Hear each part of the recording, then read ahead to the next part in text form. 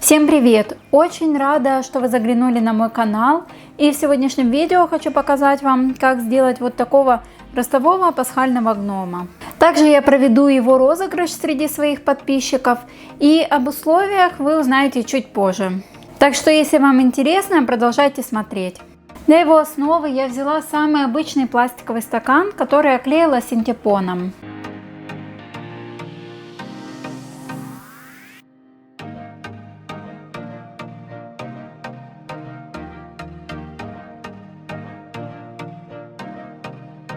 И теперь поверх синтепона нужно оклеить его тканью. Ткань можно использовать совершенно любую, главное, чтобы вам нравилась расцветка.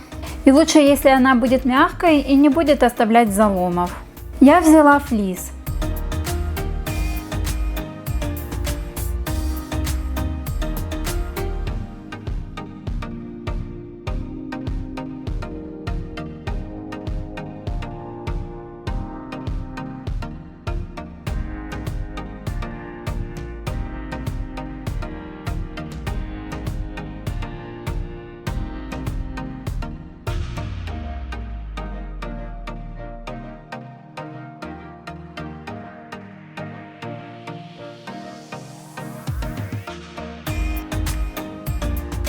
Ноги буду делать из бамбуковых шпажек. Я взяла самые длинные, которые нашла, 35 сантиметров. Но в итоговом результате мне не понравилось. Все-таки они оказались слишком длинными, и я укоротила ноги до 20 сантиметров.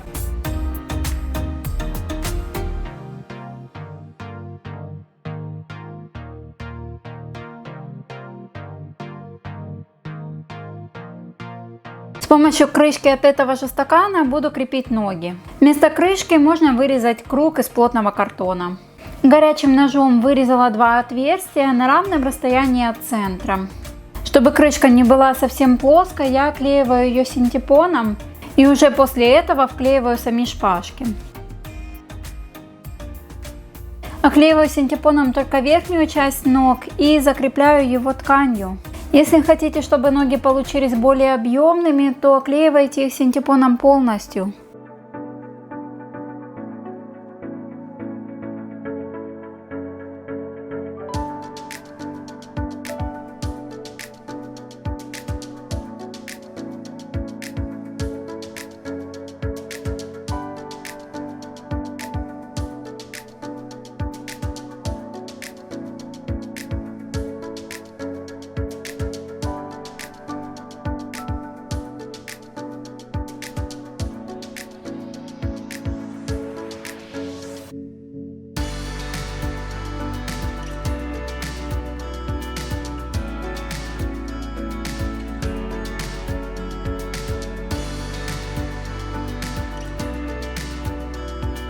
Для того, чтобы сделать штанины, я вырезала два одинаковых прямоугольника.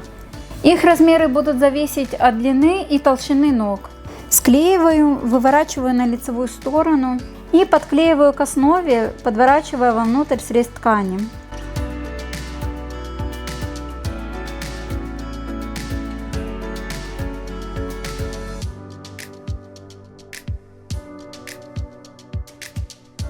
Ну а теперь к обуви.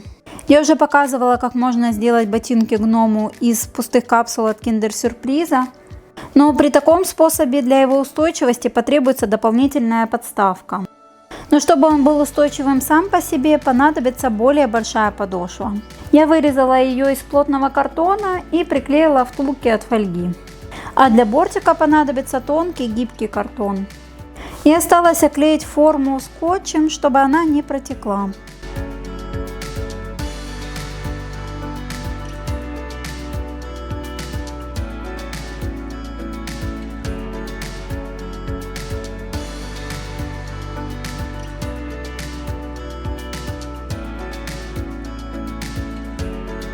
Заливаю гипсом, вставляю шпажки и оставляю неподвижно до полного застывания.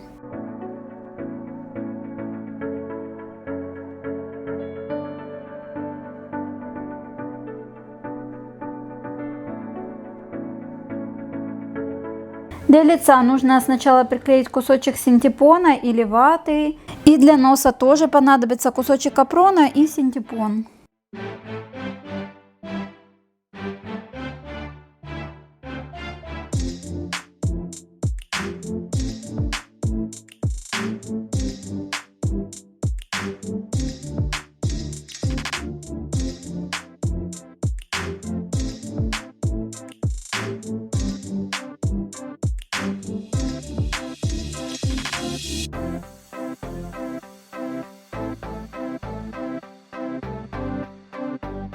Скатываю из синтепона небольшой шарик и оборачиваю колготами.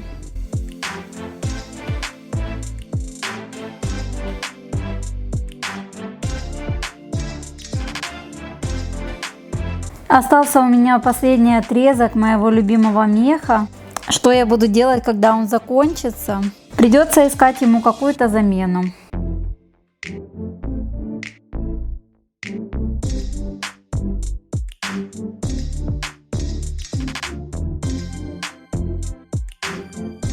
Глазки я таким способом еще не делала, и от вас жду комментариев, как вам такой способ понравится или нет. Из жесткого белого фетра вырезала силуэт, оливковой краской нарисовала радужку, а зрачки черным металликом.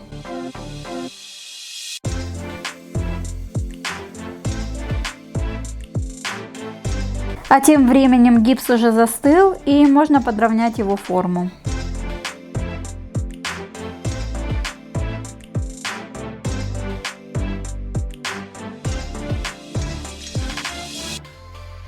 Чтобы он не осыпался, я сначала оборачиваю его плотной тканью.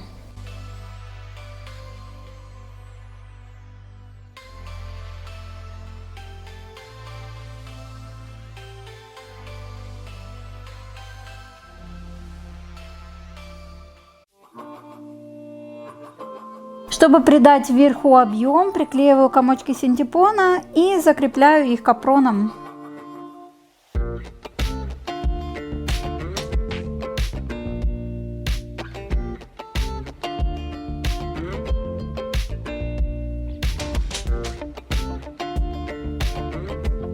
А уже сверху приклеиваю фетр.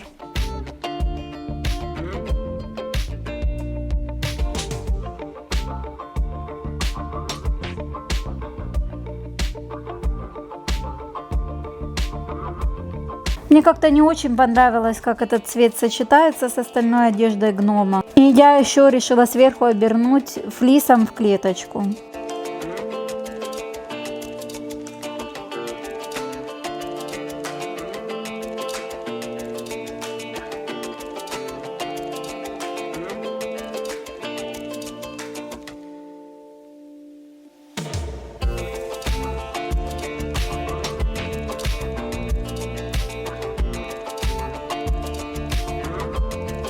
Вырезала подошву из тонкого картона и оклеила ее искусственной кожей. И, как обещала, расскажу подробно о условиях розыгрыша. Вам нужно быть подписчиком моего канала и написать любой комментарий под этим видео. А до 20 апреля оно должно набрать 1000 лайков. И тогда с помощью специальной программы выберу выигрышный комментарий случайным образом. А результат опубликую в своем инстаграме и во вкладке сообщества.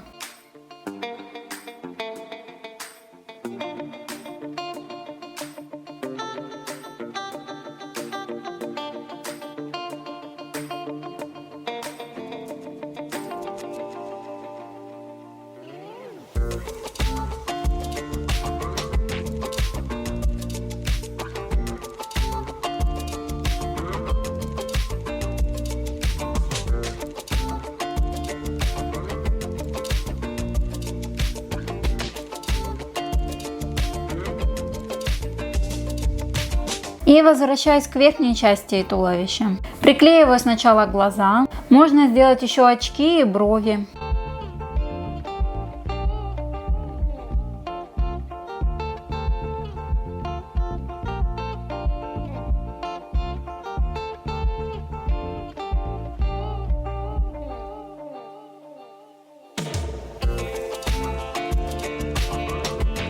Волосы приклеиваю очень низко, прямо над глазами, чтобы они хорошо выглядывали из-под колпака.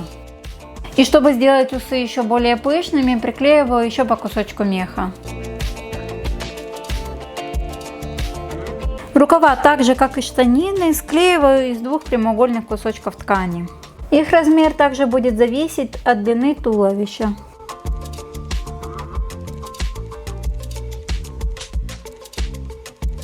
Ладошки делаю точно так же, как нос. Оборачиваю шарик из синтепона колготками и приклеиваю такой же шарик поменьше. Сматываю резинкой, чтобы большой палец держался плотно.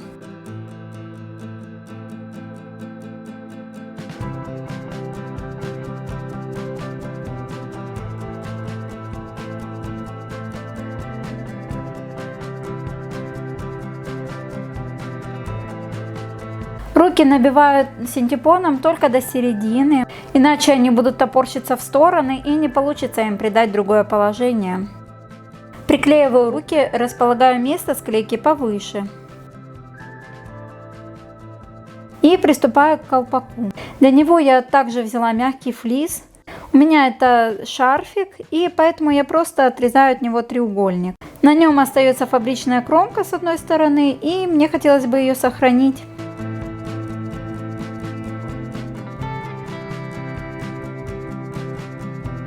Склеиваю и оставляю до полного застывания.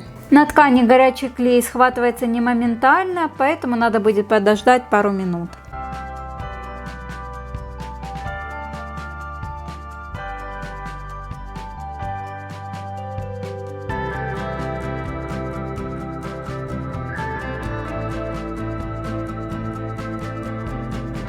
Подрезаю лишние края и приклеиваю колпак.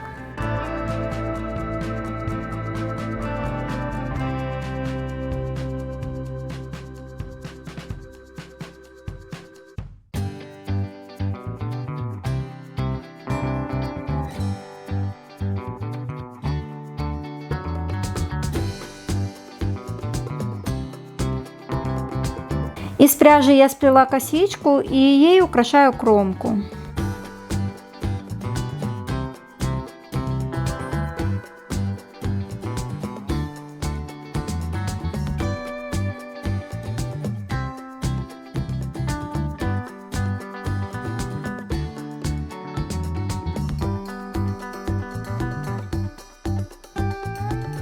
И из той же пряжи сделала кисточку, которой украшаю верхушку колпака.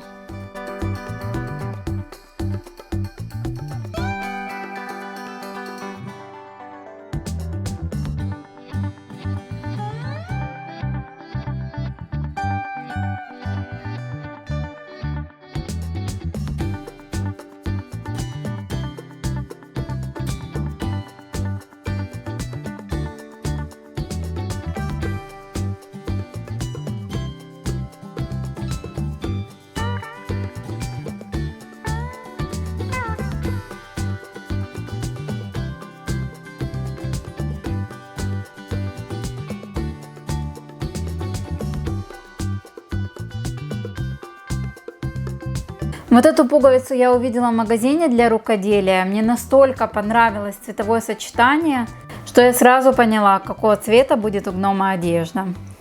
Продела нитку для того, чтобы она смотрелась как пришитая и не приклеенная. Из тонкой репсовой ленты завязала бантик.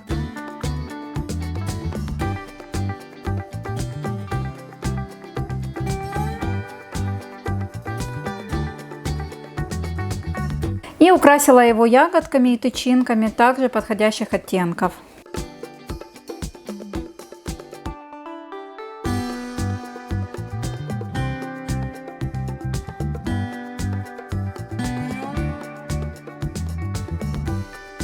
Туловище и ноги гнома готовы, осталось только их соединить. Руки можно просто склеить между собой, но я хочу, чтобы между ними было небольшое расстояние, в которое можно будет вклеить кролика.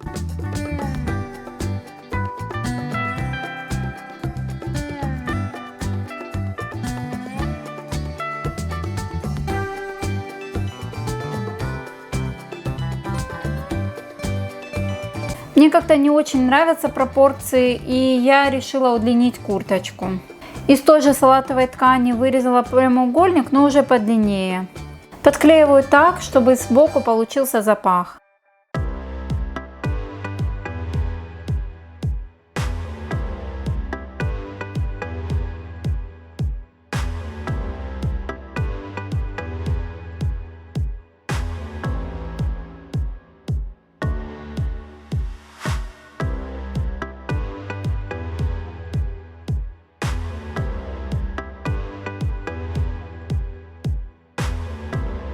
Осталось только украсить пуговицами.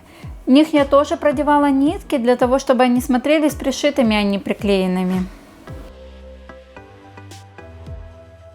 Кролику решила подстелить сено. Его я сделала из зеленого сизаля.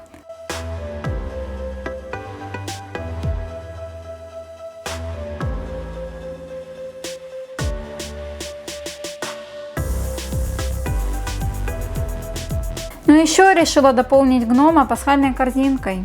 Мне также понадобится пластиковый стакан, точнее только его нижняя часть. Для начала оклеиваю его кусочком колгот, и чтобы стенки стакана не проваливались, вставляю металлическую крышечку. Для того, чтобы имитировать плетеную структуру корзинки, я связала крючком косичку из джута.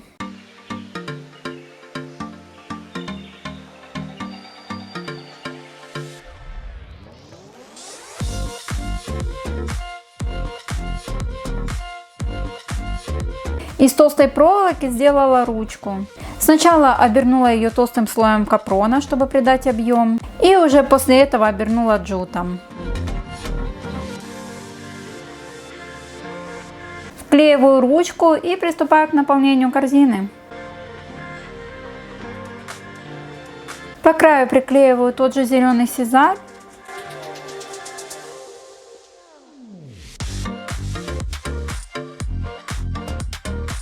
А в середину вклеиваю пенопластовые яйца.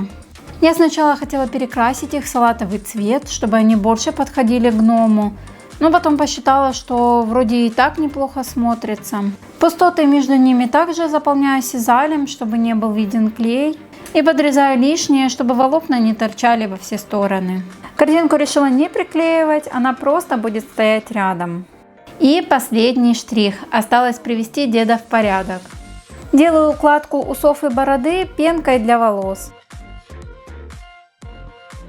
Спасибо за просмотр, не забывайте участвовать в розыгрыше, подписываться на мой инстаграм, чтобы не пропустить оглашение результатов. И мы с вами увидимся уже совсем скоро в следующем видео.